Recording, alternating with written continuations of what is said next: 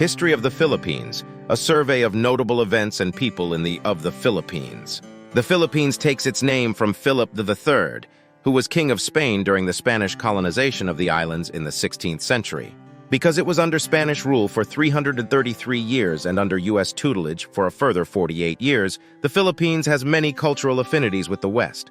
The country was racked by political turmoil in the last quarter of the 20th century. After enduring more than a decade of authoritarian rule under Ferdinand Marcos Sr., the broadly popular People Power movement in 1986 led a bloodless uprising against the regime.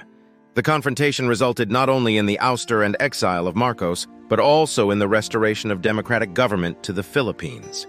The Philippines is the only country in Southeast Asia that was subjected to Western colonization before it had the opportunity to develop either a centralized government ruling over a large territory or a dominant culture.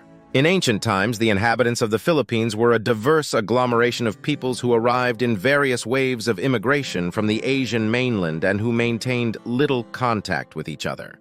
Contact with Chinese traders was recorded in 982, and some cultural influences from South Asia, such as a Sanskrit-based writing system, were carried to the islands by the Indonesian empires of Srivijaya I, 7th-13th century, and Majapahit, 13th-16th century.